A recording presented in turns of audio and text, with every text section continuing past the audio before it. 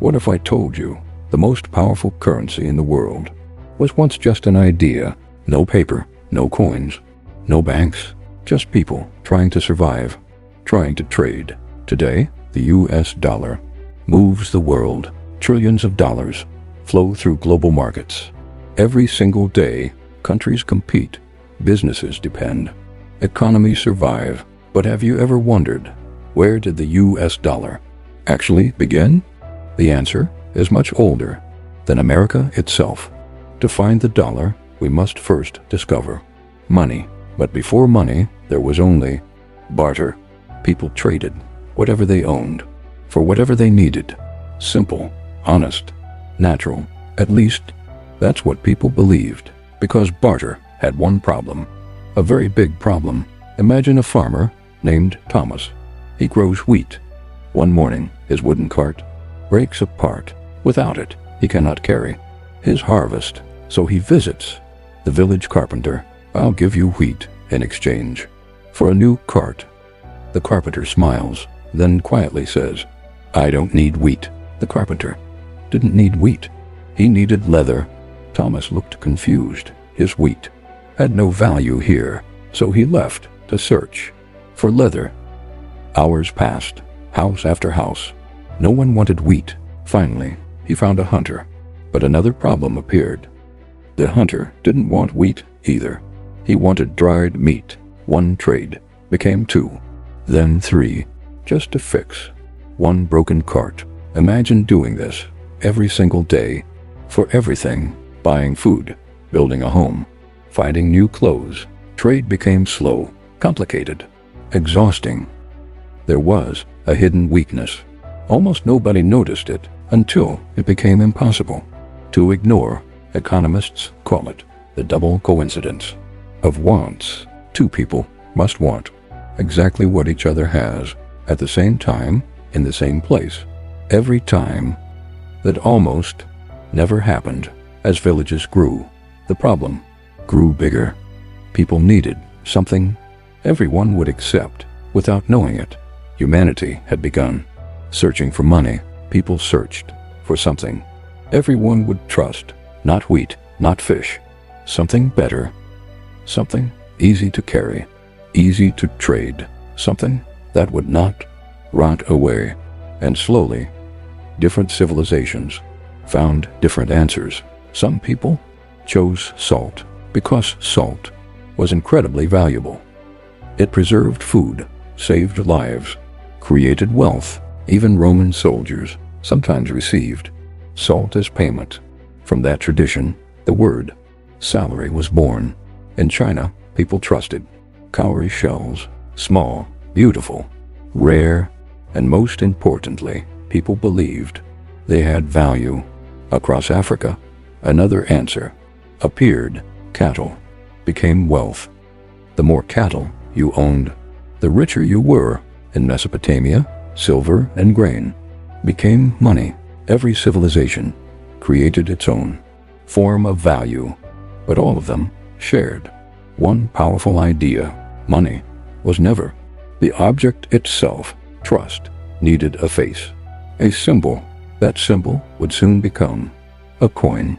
More than 2,600 years ago, in a kingdom called Lydia, located in what is today modern Turkey, history was about to change forever. For the first time, a government created money, not by nature, not by chance, by authority. Each coin carried the king's seal. That seal changed everything. It meant this coin could be trusted. No questions, no bargaining, no searching.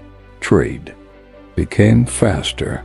Markets became larger. Cities began to grow. Merchants traveled farther than ever, across mountains, across deserts, across oceans. The idea spread rapidly. The Greeks made their own coins, then Persia, then Rome. The world followed. Coins changed the world, but they were heavy. The richer you became, the heavier your money became. Long journeys became dangerous. Thieves were always watching. People needed a safer way to carry wealth, the answer would come from China. More than 1,000 years ago, Chinese merchants had a brilliant idea. Instead of carrying heavy coins, they left them behind. A trusted banker kept the coins safe. In return, the banker handed over a paper receipt, a simple piece of paper, but it represented real money. For the first time, money became paper. It was lighter, safer, smarter. Trade became easier. Business expanded rapidly. The idea was revolutionary, but there was one hidden danger, a danger the world would learn the hard way. Paper had almost no value. Its value came from a promise that real coins waited inside the vault. As long as people believed the system worked, trade expanded, cities grew, wealth increased. Then everything changed. Some rulers wanted more money, but they didn't have more gold or silver, so they made a dangerous decision. They printed more paper money. At first, nothing seemed wrong. Then prices started to rise. Food became more expensive. Every single week, people noticed their money bought less. Confidence started to disappear. People no longer trusted the paper. Without trust, money failed. That lesson would echo through history. Governments would repeat the same mistake, but despite everything, paper money survived. By the 1700s, a new world was rising. Across the Atlantic, Britain ruled the colonies. Life was difficult. Taxes were everywhere. Every new law made the people more angry. Then everything exploded. The American Revolution had begun. War costs money, lots of money. But America had almost none. No central bank, no gold reserve, no national currency. America needed money immediately. So the Continental Congress made a decision. They printed paper money. It was called the Continental Dollar. For a moment, it solved the problem. The army could finally buy supplies, food, weapons, uniforms. But there was a familiar problem. Too much money, too little value. Prices rose quickly. Trust disappeared. People soon said, not worth a continental. America was finally independent.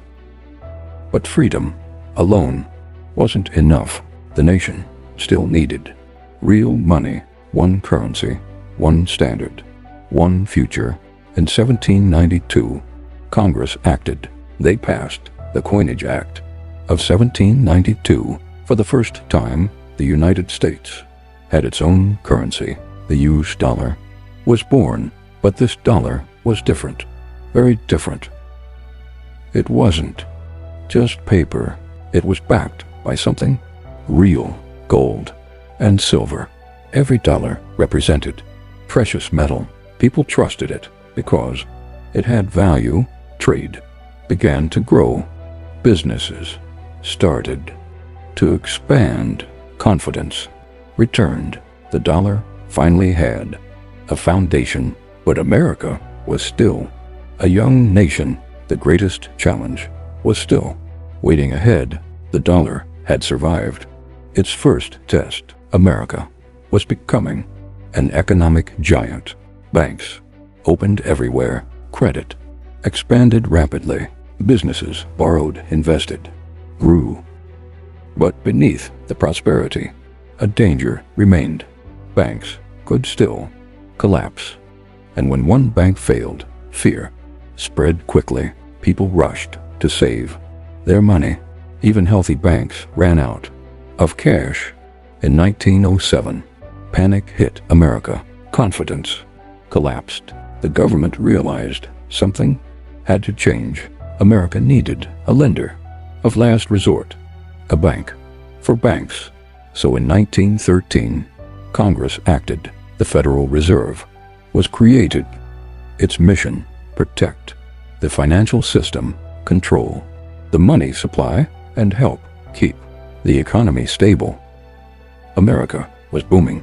Factories produced more than ever. People believed the good times would never end.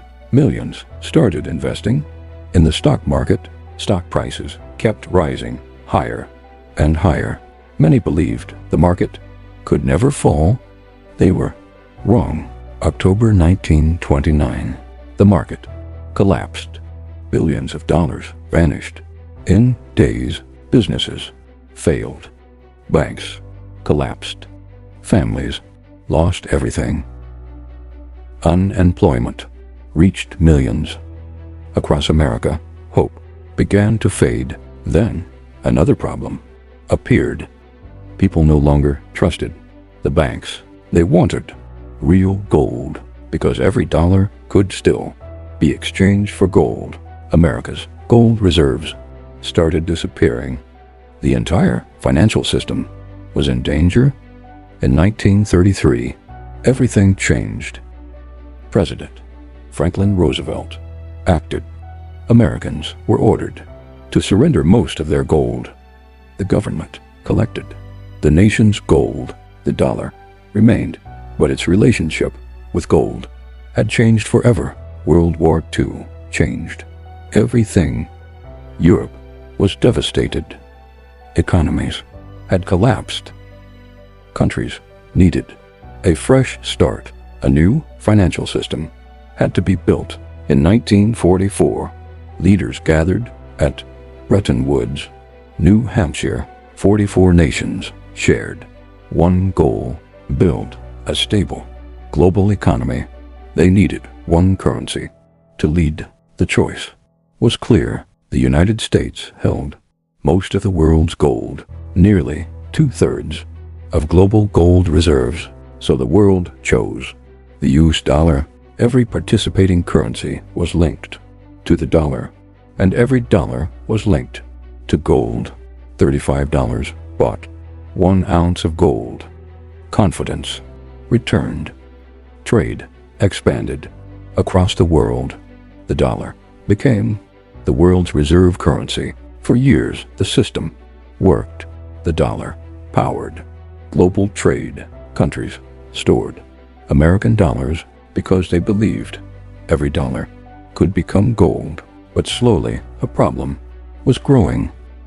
America spent billions.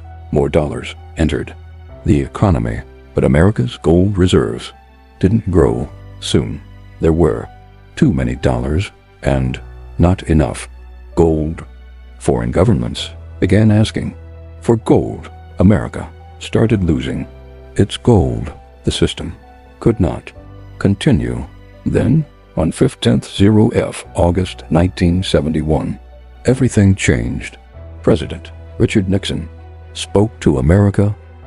The United States would no longer exchange dollars for gold. The gold window was closed. For the first time, the dollar was backed only by trust. No gold, no silver, just belief.